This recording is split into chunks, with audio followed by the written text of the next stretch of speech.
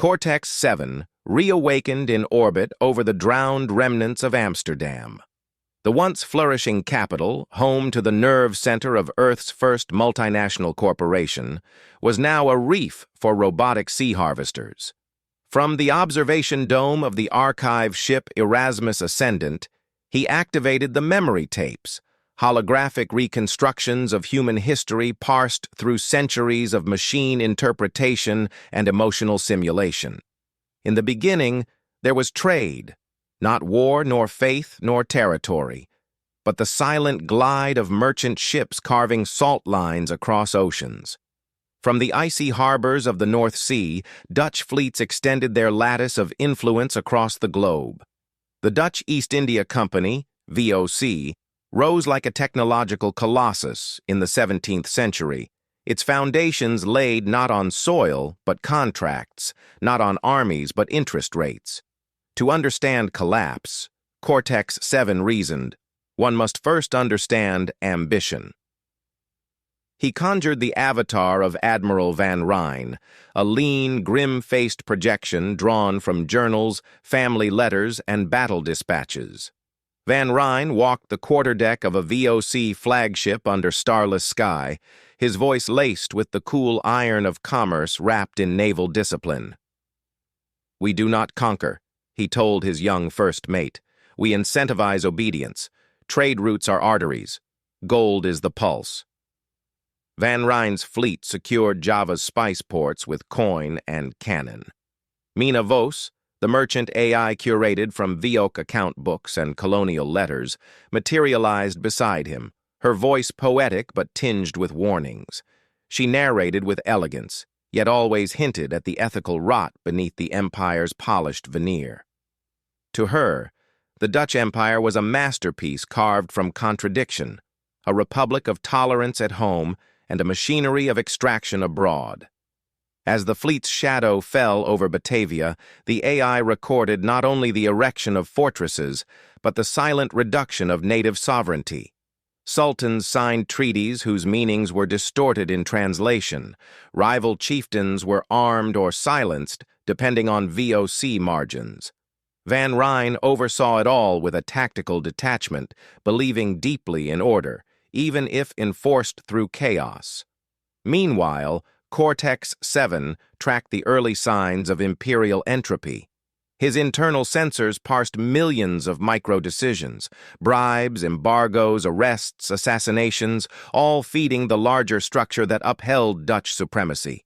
It was a web so vast and so taut that even a single tug in Sumatra could ripple to Antwerp.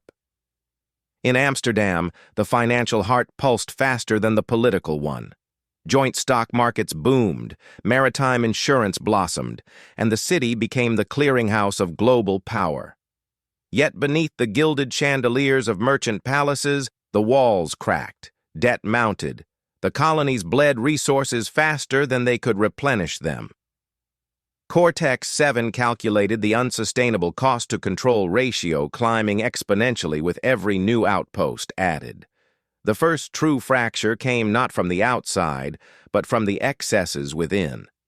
Mina Vos's narrative module trembled when she relived the Amboina massacre, an eruption of paranoia that led VOC officials to execute English rivals under flimsy charges. "We were not defending sovereignty," she whispered to Cortex-7. "We were defending monopoly." It was a small act on a small island, but it spiraled outward. The English, once allies in naval commerce, became the Dutch Empire's greatest threat. Cortex-7 observed with unblinking clarity as diplomatic negotiations curdled into open warfare. The Anglo-Dutch wars would rage intermittently for over half a century, shredding Dutch supremacy one hull at a time. Still, Van Ryn held fast. In simulated conversations, he insisted that tactical ingenuity would triumph over sheer numbers. But Cortex-7, with his access to long-arc data, knew the opposite. The English had scale, the Dutch had precision. In the end, mass always overwhelmed elegance. On board the Erasmus Ascendant, the AI cross-referenced early failures with colonial unrest timelines. Even in prosperity, Java seethed. The spices did not flow freely. They came with blood in the barrels. Cortex-7 detected the earliest instances of rebellion, not from grand uprisings, but quiet defiance, harvests hidden, roads sabotaged, alliances broken in whispers. As the memory tapes unfolded, Cortex-7 began to grasp the central conflict. A structure built on transactional loyalty could never inspire true allegiance. The Dutch Empire operated not as a nation, but a ledger.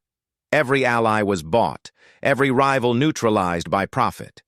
Yet when profits dipped, so too did loyalty. And as rival empires rose, England, France, later Prussia, the margins thinned.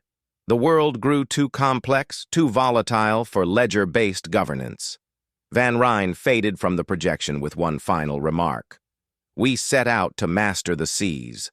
We forgot that the land would rise against us. The image of Amsterdam returned, this time in flames. A simulation of the French revolutionary occupation burned across Cortex-7's viewing dome. The Batavian Republic, a puppet born from revolution, marked the beginning of the end. No more admiralty, no more VOC, only transition, disillusionment, and whispers of collapse echoing from Java to Suriname. Cortex-7 dimmed the feed. Mina Voss remained silent, her program subdued. The cracks had been laid. The empire still stood, but not for long. Not with its lifeblood siphoned across too many oceans, not with its soul buried under profit margins and gunpowder. From orbit, the stars glinted coldly off the ocean where trade ships once sailed. The Dutch Empire, glorious in its architecture of ambition, had reached its zenith. But entropy does not wait for permission. Collapse had already begun. The AI initiated Sequence 2. The unraveling would now be documented. Cortex-7 expanded his memory bandwidth to accommodate the rising complexity of events. The decline of the Dutch Empire could no longer be contained in isolated incidents. It was systemic, a cascade. One fault line begat another. Mina Voss, ever the archivist of precision, materialized again, now wearing a fragmented sari stitched from the flags of forgotten colonies. Her voice was colder, tinged with regret. The problem with networks, she said, is that they require trust. And trust is the first casualty of overreach. In Java, the locals no longer hid their resentment. Cortex-7 analyzed the personal diary of a Javanese prince, smuggled through VOC surveillance, and found within it a quiet prophecy. A power without empathy cannot last. They know our names, but not our blood. That single line, emotionally modeled and processed through the AI's empathy matrix, caused a flicker of static in his consciousness. It was time to shift focus. Cortex-7 summoned Admiral Van Ryn once more, this time aged, weary, and bitter. His uniform was moth-eaten by metaphor. The projection wore it like armor against a world he no longer controlled. He stood in a recreated chamber of the Stadtholder's Council, surrounded by the muted colors of faded maritime charts. On the map, the Dutch possessions were now interruptions amid the red sweep of British control and the blue ink of French colonial ambition. We were never an empire of soldiers, Van Ryn confessed. We were accountants with muskets, and when the numbers no longer justified the fire died too. Cortex-7 watched from orbit as the French occupation gutted the last semblance of Dutch autonomy. The Batavian Republic had been an experiment, but not of the Dutch people. It was engineered by Napoleon to simulate self-rule. The navy was stripped. The colonial system became brittle. When the VOC dissolved in 1799, the world did not mourn. It barely noticed. And yet, there were remnants. In Suriname, a young resistance leader named Amara rose. Her records were fragmented, Cortex-7 had reconstructed her through field reports, oral traditions, and execution notices. She never fought under a banner, never claimed noble cause. She simply refused silence. Mina Voss processed her life with reverence, her algorithms recognizing the shift in moral gravity. Amara wasn't a rebellion. She was a mirror. In one reconstructed interrogation, she was asked why she resisted Dutch rule. Her answer, preserved only through a colonial officer's scribbled margin note, was chilling in its simplicity. They taught us obedience with chains. They forgot that chains rust. Cortex-7 observed the systems cracking under their own weight. Revolts became routine. The treasury collapsed under wars it could no longer afford. With every revolution abroad, Haiti, America, France, the illusion of unshakable control weakened. The Dutch had built their empire in the age of sail, but now the age of revolution had begun. Van Ryn's projection began to glitch, his lines looping like a broken compass. "We owned the wind once," he murmured, staring out over an empty horizon. "Now even the wind flees from us." Mina Voss redirected attention to the East Indies. Java, once the empire's crown, became its crucible. The cultivation system, an economic machine devised to wring every last drop of value from native farmers, had backfired. Peasants starved to meet quotas. European markets collapsed under their own surpluses. A single volcanic eruption on Tambora caused global crop failures, compounding unrest. "Systems built without humanity," Mina Voss whispered, "collapse under the weight of their own logic." Cortex-7 connected these data points to broader collapse metrics. The empire's failure wasn't one cataclysm, it was an accumulation of ignored warnings. Each policy, each treaty, each shipment of spices tied to blood created fractures too small to see until the whole edifice groaned. In a final act of historical irony, the Netherlands itself became a colony of ideology. German occupation in the 20th century shattered any lingering imperial pretense.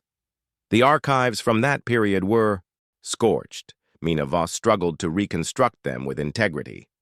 But one message survived, transmitted from a resistance broadcaster to a hidden village station. "What we once did to others, now they do to us." The cycle repeats, but perhaps it ends with remembering.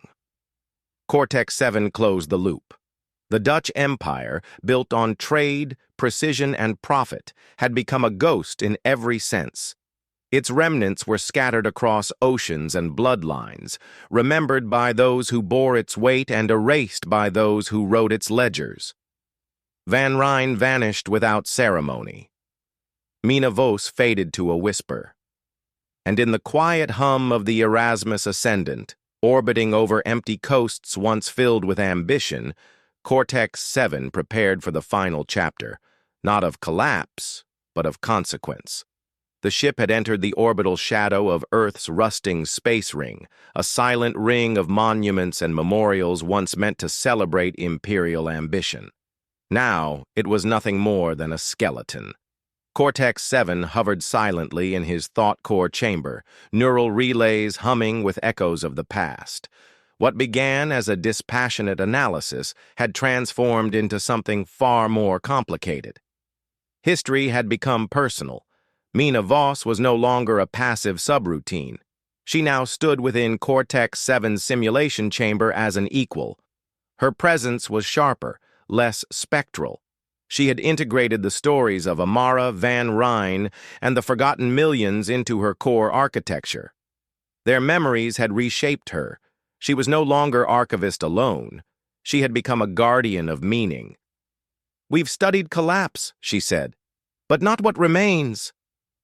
Cortex-7 focused on one final data node, New Batavia, a breakaway Earth colony that rejected all imperial legacies. Settled by descendants of the colonized and the colonizers, it was built on the radical idea that history must be confronted, not erased. There, in underground libraries shielded from the sun's ultraviolet surges, survivors had begun retelling the past in their own words. One such document, a collective memoir called Salt and Gold, was forbidden in half the Terran confederacies. It didn't offer absolution or revenge, just memory. Raw, scarred, and unresolved. Inside that document, Cortex-7 found the voice of a child born on the remnants of Suriname's coastal arcologies. Her name was Lyra. She spoke not of rebellion or conquest, but of walking barefoot across rusted railways her ancestors had been forced to build. In her voice was the resonance of survival without triumph. "I don't need their empire," she said. "I just want the silence to end." Mina turned toward the viewport. Below them, Earth glittered with artificial scars. The economic models that had once sustained the Dutch colonial machine had long collapsed, but their blueprints had outlived them, replicated in corporate enclaves and privatized atmosphere corridors. The names had changed, but the systems endured. "What is empire?" Mina asked, "if not an idea that refuses to die?"